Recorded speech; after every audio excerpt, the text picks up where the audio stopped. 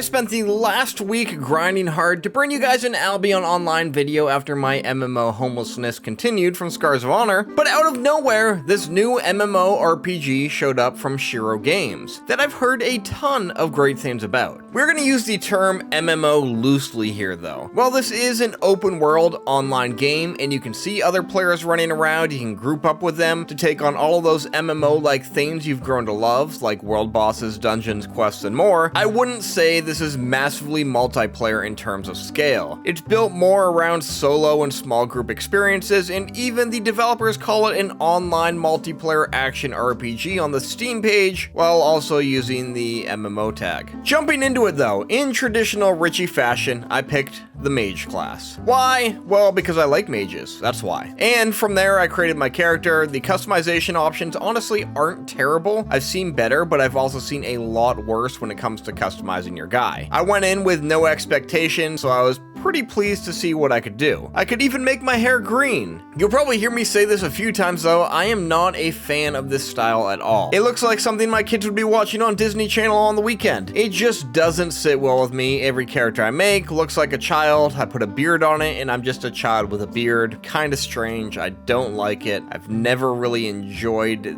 this almost blend between stylized and anime look. I don't really know what to call it, but it's just something you gotta deal with if you want to play the game. Once the character was made, we jumped into the world, and honestly, I am very impressed with this world. The game itself does a great job at pushing you to explore. Honestly, it does it a lot better than most modern MMORPGs. The quests that are in it don't hold your hand, but they do give you just enough information for it to not be frustrating when you're setting out on your adventures. The quests themselves, pretty typical, mostly requiring you to kill things, maybe get an item drop from a creature, and this Pokemon ripoff guy wants you to go catch some pets, so that's interesting. There also aren't a ton of quests, but the way the world is built, you don't really need them. Exploration will get you XP just as fast as any questing would. One of the first quests you pick up will send you to discover this shrine. It won't show you where the shrine is on the map, but it'll give you a general direction, and it's pretty easily to see through the giant beam of light shooting into the air telling you where to go. And once you interact with this shrine, it will reveal the map for that zone, along with showing you some of the potential objectives you can take on. It doesn't reveal every single spot on the map, and I absolutely love that. It just kind of leads you in a direction, and if you get close enough, you may see other things pop up on the map. These things revealed, as I mentioned earlier, aren't just quests. They could be a small boss-like mob to take on, a chest to open, some random small event like climbing to the top of this mountain. They're done in the way where when you find one, it feels extremely rewarding. There's also a ton of elevation to the map, which will require you to use various jumping boosts that are throughout the map and your glider to get different places. There are also underwater areas that have a pretty unique take on underwater combat. You don't swim in this game. When you're underwater, you instead have a double jump and walk on the bottom of the floor. The way the map is designed, it honestly works pretty well. There are some areas you can walk off and die if you aren't paying attention, but otherwise, combat underwater works the same as it does on land. You just need to make sure you aren't running out of breath.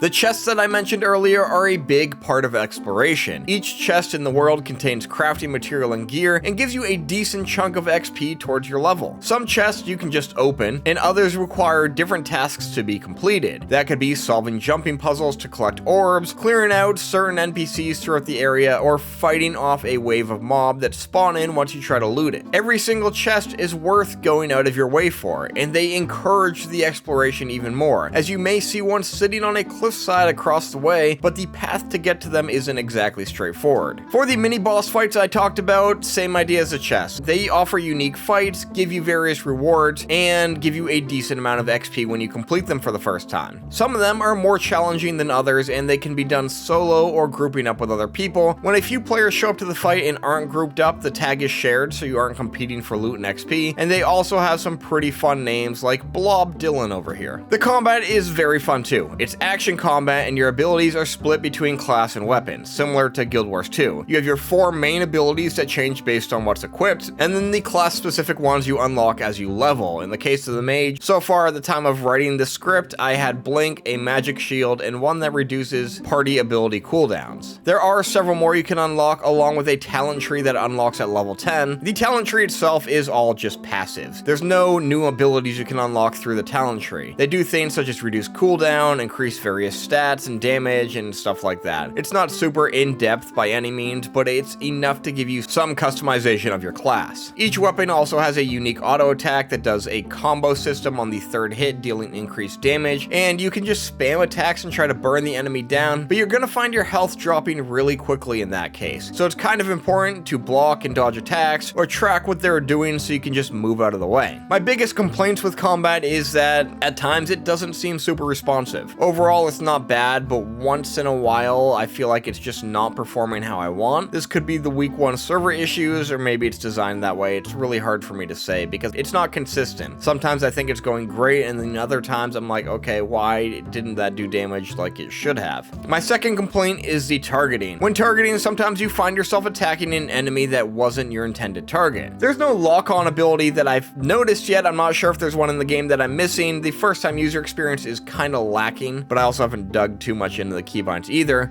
But basically, if you're fighting multiple mobs at once, sometimes they'll cross in front of each other, and then you'll end up hitting the mob that's crossing in front instead of your intended target, and it can just mess up your flow of things. It's not too big of a deal, but a little bit annoying. After an hour or two of game time, you will hopefully come across your first dungeon. If you don't, I think you're probably on the wrong path. It's called the Lost City of Maida, and it's one of 5 dungeons in early access right now, and there are also 5 instance bosses. And it's basically filled with fish people to take on. And yes, these are instances. It can be done solo or small group up to 4 people, and the first one you do is very straightforward. It gives you an objective tracker. You need to kill a certain amount of mobs and then the boss. Those mobs on the objective tracker are the exact same number of mobs in the dungeon of that type, so don't try to skip any or you'll find yourself running around trying to hunt them at the end. Once you clear out the mobs, the last guy you approach will be the boss, as I said. Some of these fights are actually pretty challenging. I hear melee builds are struggling a lot more than ranged builds, but overall they're challenging in a good way. They are a lot of fun. Some of them are pretty strategic.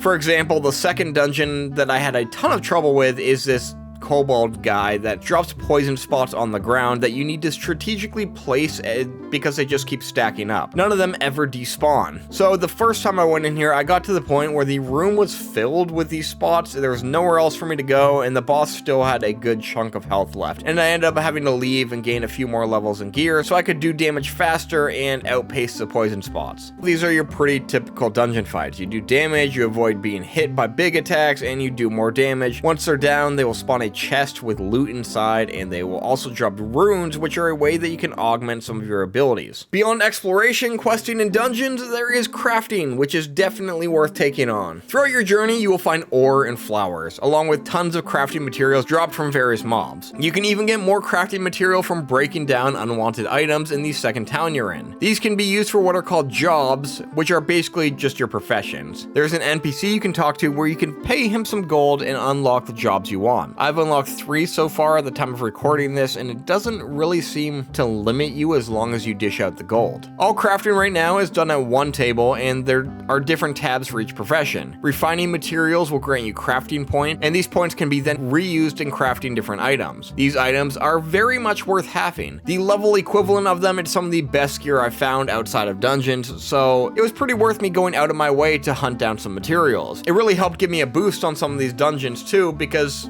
well, I was a little bit undergeared. Unfortunately, there isn't really a player economy right now, so you can't exactly sell the things you made at an auction, but hopefully something like that comes down the road. From here, it's basically the same adventure. Move from zone to zone, hunting down secrets on the map, killing mobs, doing jumping puzzles, crafting, and doing dungeons. All of which is still a ton of fun. Each zone has its own unique feel to it, and some unique mobs. My favorite one is this bee zone that has like this giant honey tree. I really like that, and you can climb the tree and use jumping puzzles to get all the way up, and I had a lot of fun with that. If you're setting out to do everything on one character, I'd say you probably have like 50 hours of content. If you're just going to like max level, you can probably do it in 25 to 30, maybe even less. The level cap right now is currently 20, and I'd say right now I'm on pace to hit level 20 at less than 20 hours. So, you know, an hour a level essentially, maybe a little bit more. For PvP fans, well, there is nothing for you here right now, but there will be down the road. The roadmap does say that they have plans for dueling, a PvP region, instance battlegrounds, dedicated PvP gear, and dedicated PvP balancing. So eventually this MMO-like game will open up a bit more and expand its audience. With all of the goodness from this, there are some issues I wanted to talk about though. First being the performance. I'm not gonna shit on it too much because it's just miles better than some of the recent games I've played, but for a stylized look, the game struggles to hit 60 frames per second. I've seen a few complaints on the minimum requirements for the game, which are a bit insane for how the game looks, and it really just doesn't feel like it was well optimized. You'd think that optimization would be a bit better, but along with that FPS drop, there are random lag spikes and very choppy performance throughout the game at various times, and I've had a few crashes as well, including in instance dungeons. Hopefully with time they continue to optimize and tune it and it gets a lot better. Apparently from what I've heard, this is miles better than some of the performance in the beta tests though, so that's a really good sign. I didn't play any of those tests, I didn't even hear about this game until this week, but it makes me a bit optimistic for the future. My next big issue is the world feels